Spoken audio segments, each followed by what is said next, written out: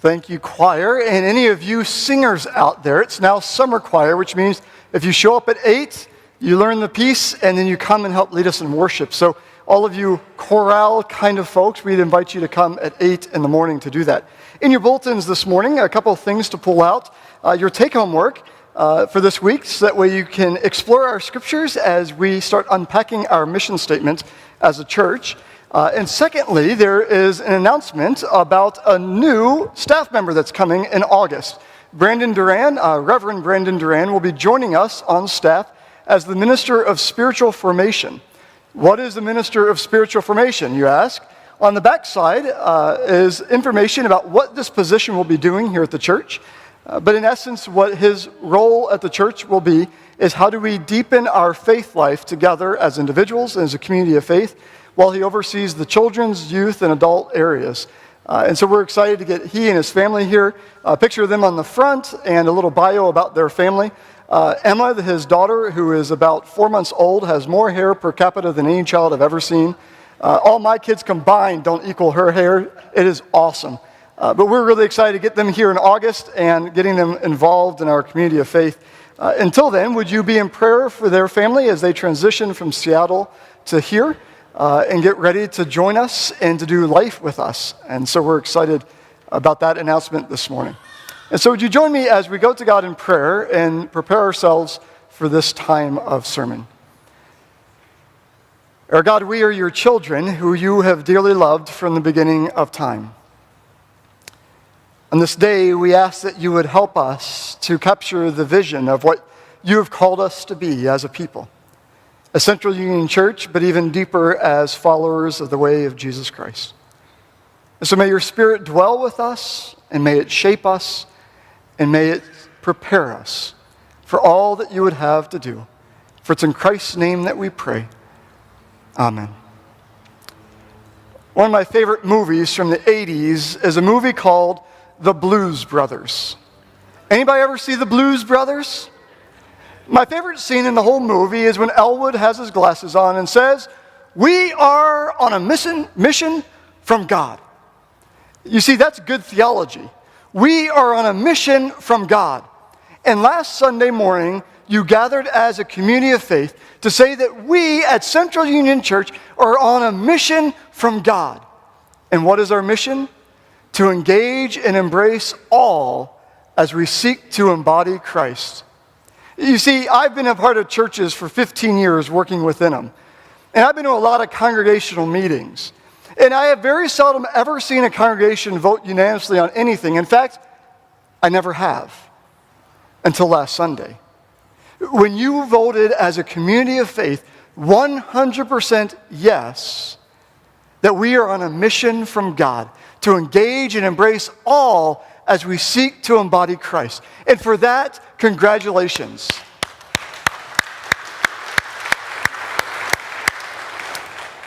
Unity is happening among us. And we realize that God isn't done with this church, but instead is infusing new life and new breath into us. And so for the next 3 Sundays, we're going to unpack this mission statement. Engage all, embrace all, embody. What do these mean in real life? What does it mean for our church? Well, today we're going to start by looking at the word engage. What does this mean, and what does it look like in our scriptures? Well, to start that idea, I want to share a story that happened to me a long time ago. I was getting ready to get married, and for some reason I had to go do blood work. And I got into the elevator on the 5th floor of this hospital, and I was in the elevator, and another gentleman walked into the elevator, great big elevator, and he stood right here. I looked around the elevator, and so I moved. And you know what he did? He moved with me. And so we go down one flight to the 4th floor, and people come in, and I think I'm going to be nice and create more space for them. And so I move again. The guy followed me. And so I gave all these nonverbals of the, I started talking to the other family that was in the elevator, and they asked what was wrong with me and why I had this bandage, and I said, I'm getting married, and the guy is breathing on me. I can feel it. And it didn't smell good. He had garlic for lunch. And I was trying to be very kind, but to say, as non-verbally as I could, you're in my space, back up, buddy. He didn't. We get to the second floor and it's still going down. And at this point, he's on this side of me and there's these people in front of us. And I'm thinking, I'm kind of like a running back. I'm trying to break through the line to get out of here as fast as I can without this guy following me. So as soon as those doors opened, I busted through the hole, ran as fast as I could to my car and hopped in and drove away. What I realized was that I was born into a culture in which physical space is important, and respecting others' bubbles is also important. I don't know if this guy wanted to talk to me or just wanted to snuggle, but whatever it was very uncomfortable for me because he didn't engage me in any way other than invading my space. You see, engagement is this really important thing that we do well, because if you do it wrong, you could be the guy in the elevator that repels people away. But when we do it in the way of Jesus Christ and engage others, what we find is that people flock to it. And so for these next 3 weeks, we're going to understand the deeper levels of what this looks like. In order to do that, I want to do something that I haven't done here before, and that is draw.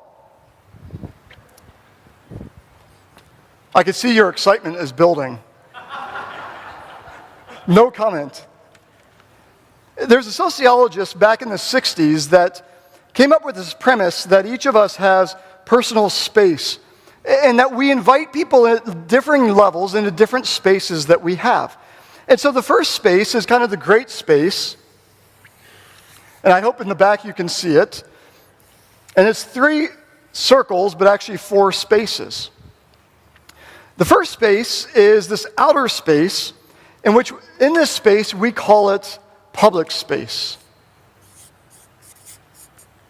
And public space is the space anything beyond 12 feet of where you're standing. So right now, all of you are in my public space, and I'm in your public space. Public space, you have no control as to who stands in the midst of it. But public space is important to understand because inevitably we go into a deeper place in which we increasingly get into new spaces, and the next one is called social space. And that's 4 to 12 feet. And so the idea is that in my social space, I've welcomed you into this space as a part of. And I'm inviting you, engaging with you in some capacity. The next space is called personal space. And personal space is 1.5 feet to 4 feet. We live in a culture in which I got to get my ample fill of hugs this morning on the way in, as you all are the huggiest people I've ever met. Thank you. I love it. But in that space, you've come into my personal space, and I've entered into your personal space. Whether it's a handshake, a side hug, and some of you that just loved a bear hug. That hurts, by the way. You all are strong, too. But then the last space is called intimate space. An intimate space is the space that is most close to you, within 1.5 feet. And not everyone gets into your intimate space, right? You reserve that for those that you invite into it. And so some of you that walked in, I'm not offended, you shook my hand kind of at a long range. You didn't invite me into your personal space. I get it, I'm a stranger. But when we invite people into that space, what we're inviting them into is a deeper level relationship. The word that the Hawaiian culture uses in this space is ha, right? Have you ever seen the Hawaiian greeting where they touch noses and they both breathe in at the same time? That is that intimate hello, intimate welcome. And so today what we're going to look at is what does it look like for us to live in this space, this social space. And the idea of social space is that's the place in which we engage people in this world. That when we go from public, what we're finding out is how do we engage them to bring them into social space. Christianity has great words that we never use. One of the words that is historic and has been really fouled up in the last couple centuries, specifically the last 20 to 30 years, is the word evangelical. Anybody ever heard the word evangelical? Unfortunately, this beautifully rich biblical idea has been turned into a political persuasion in our culture. Evangelical has nothing to do with if you vote Republican or Democrat. It has nothing to do with if you're conservative or liberal. Evangelical is this idea that I welcome conversation and sharing good news with others. That idea of being evangelical is that I am a bearer of good news. It has nothing to do with the way we vote or the people we believe in or don't believe in. Unfortunately, the conservative evangelical movement has hijacked the beautiful word called evangelical. And it's time that we hijack it back and use it in the biblical reference. That we are evangelical as people. It's the very essence of the church. The first disciples followed Jesus for how many years? Bible trivia? 3. They do and follow and watch what he does, and then he dies, rises, goes to heaven, and guess what they start doing? The very thing that they watched him do. And so they become evangelicals that go out all over the world to spread the good news of Jesus Christ. And so in Matthew's gospel, Jesus ends his talking with them by saying, go into all of the world, making disciples of all people. And so how do we do that? Well, we learn how to engage. For a moment, many of you have been in this church for a long, long time. What ministries do we have that engage others? Think about it. The ministries that I think of are things like Family Promise, things like the Thrift Shop, things like Messiah and Christmas Eve and Easter, things like the 12-step ministries that meet here on our campus, or the funerals that we host and the weddings. I think about the preschool and that they're engaging with young families. And I think about the adult daycare and the way that they engage with families of elderly. I think if you looked at our campus, much of what we do is the actual engagement of others. But take it out of the church realm and put it into your realm. What do you do to engage others in your world? That one gets more difficult, doesn't it? You see, we've been sold a bill of goods that this faith of ours is about me and God, and that's it. And oftentimes it's presented in our culture that it's about how do you get to heaven and not go to hell. And we've missed the heart of the story of God. The heart of the story of God is that whatever separates us from God is now diminished because of the person of Jesus Christ. That God is actively in pursuit of you and me, and not just in pursuit of us, but using us to pursue others. The hound of heaven, as one theologian calls God. What does it look like for you and me in our own lives to engage with others? Well, for one, it begins to make us think about how do we live our lives.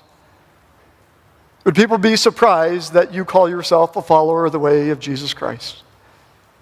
Would they be surprised that you're involved in a church community, or that you pray, or that you believe in a God who can move mountains or walk on water? You see, this faith of ours is something that is passed on through us, and each of us have a role to play. Because the church is not this building. Did you hear that? The church is not the structure. The church is you. And until we understand that, we can never become the fullness of what our mission is calling us to be, to engage all. Jesus gives us great examples of how we are called to live with one another. In essence, what he's doing is inviting us to connect with by engaging others. Jesus connects with the crowds. Jesus connects with the disciples. Jesus connects with the religious establishment of his day. And what he's constantly doing is using opportunities to teach deeper truths. And so in this Mark's gospel, Mark is in a hurry to get us to the end of the story.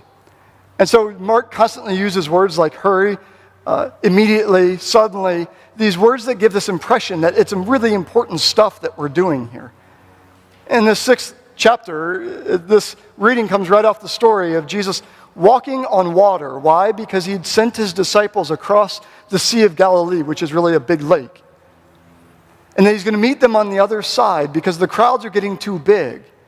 In your homework this week, you're going to see a map of just a portion of Jesus' itinerary of travel in his ministry in 3 years, a small portion. And what you notice about Jesus is he never sits and waits. He goes. And he goes from town to town. And so suddenly he's walking on the water, and Peter, as you remember the story, I'm sure, says, "Call to me and I'll come out to you." And Peter starts walking on the water until he looks down. And he starts to sink. And Jesus walks them back to the boat and then teaches a deeper lesson. You see, Jesus uses the common things of the day and age in which he's living. Things like boats and fishing. He says to his disciples, "Cast out your nets." And they cast them out and they pull them back in, and guess what they're full of? Fish. And that's at the end of their ministry, but at the beginning, Jesus says to them, "Hey, follow me, because I'm going to make you fishers of people." And so the fish it's not about the catching of the fish. It's an invitation to something more than that. Or when he looks at the harvest fields that are ripe for picking and says, "The harvest is plentiful, but I don't have enough workers to go harvest the crop." He's not speaking about the actual harvest of a field. He's talking about humanity. That you and I are invited to be workers in God's field called the kingdom. Or these great things called grapes that hang on vines. That if you leave them there too long, they shrivel up into what? Raisins. I've never had raisin wine, have you? No. And so what they do is they go and they're called to go pick the fruits. And so in this 6th chapter, Jesus comes ashore and people immediately recognize him. And ran around the whole region bringing the sick people on their mats to wherever they heard he was. And wherever he went, villages, cities, or farming communities. Did you hear that? Where did he go? Villages, cities, or farming communities. All three places are the only places in which people dwelled. He hid everywhere. They would place the sick in the marketplaces and beg him to allow them to touch even the hem of his clothing. And everyone who touched him was healed. So often we get hung up in the physical healings that we say, how is that possible? And we don't ever see the deeper healings that the Gospels speak of. Healings like wholeness, of healing our spirituality and bringing wholeness into our souls. Or the healing of our minds and the wounds that we have, the memories that haunt us. That sometimes we pass over these healing stories because we think we have modern medicine, we don't need that kind of stuff anymore. Until you get a diagnosis. Until you have heartbreak. Until you feel like, what is there to live for? And suddenly healing makes sense. So Jesus connects with others for the purpose of healing them, of bringing wholeness to our world. That's the story of the gospel, not fire insurance to get to the afterlife, but wholeness for our world today. And who does he place in charge of bringing wholeness to our world today? You. It's not David's job, although it is as well. It's not Pastor Gloria's job, although it is as well. It's not going to be Pastor Brandon's job, although it is as well. It's every one of our job to bring wholeness and healing to the world, to engage others where they are. And we engage all people, not just the ones we like, or the ones that look like us or act like us, but all. So what do we learn from Jesus? He's in this public sector a lot. And what he does is never as a whole crowd, but an individual at a time, brings them in to this social realm by engaging them. Oh, you want to be whole? You want to be healed? Pick up your mat and walk, he says. That what he's trying to do is bring people into this circle that takes them deeper. If you could take this and make it 3D and look at it from the top down, the big circle at the top would be this realm of engagement. And the next one on the funnel down would be the embracing. Because the vision is that we embody Christ, that we imitate the one who we follow. So the three things that we find from Jesus. One is that Jesus goes. He doesn't sit and wait, although crowds end up finding him and coming. But he's constantly moving and finding ways to engage with others. And not just some groups, but all groups. The religious folk, the non-religious, the sinners, the Romans, which were the despised people of their time, the Samaritans. Jesus didn't just stop at one group. He went to all groups to engage them. And so we as a people need to go and engage those. So we need to find inroads in order to engage the families that come for adult daycare. We need to find inroads to engage the families that come for preschool. We need to find inroads to engage those that come to shop at our thrift shop, that come here for weddings and for funerals, for baccalaureates. For everything that we do on our campus, we need to be engaging, but not stop at 1660 South Baratania. We need to go out further and engage others. And how does Central Union Church do that? Are you getting the point? You.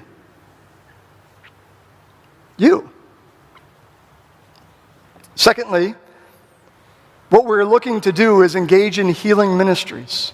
Our goal is to be a people that are whole and bring health and wholeness to the world around us. And so we engage in the ministries that bring wholeness back to our world and to lives. And then third, as people come and are engaged by our congregation, we embrace them, we prepare them, and we send them back out. You see, it's not just about filling up a church at all. It's about filling up the world with people that follow the best way to live. A way of grace and of peace, of forgiveness, of love. Our God is not vindictive or angry. Our God is abounding in grace and compassion. Forgiveness that has no end. And hope of what we could become as a people. Many years ago, a young man came to our church in Florida.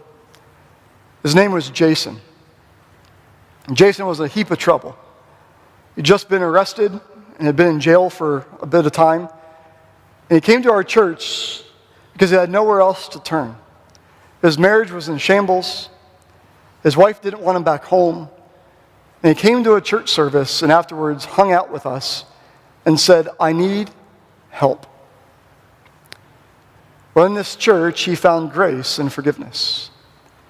Over the course of a couple of years, he went from being a stranger to being the Pied Piper. He was the greatest inviter of people I've ever seen in a church. He began to teach Sunday school because the thing that he was convicted of had nothing to do with children. His class started with 5 kids in the 3rd grade, and by Christmas had 20. And by spring, we had to split the group into 2 because everybody wanted to come and experience God through Jason. So he ended up going out in the community, and wherever he would go, he'd say, "Yes, I messed up. It was in the paper.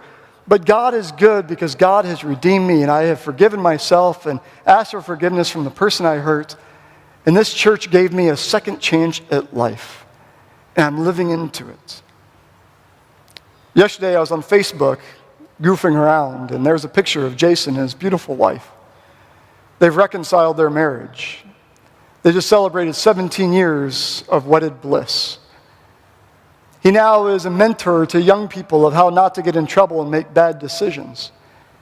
He now works in a church to inspire the young ones to grow in faith and depth. And he goes out into the community not beating people up because of the salt that they already have in their wounds, but talking about a God that heals us from the inside out and the difference that it makes in our lives.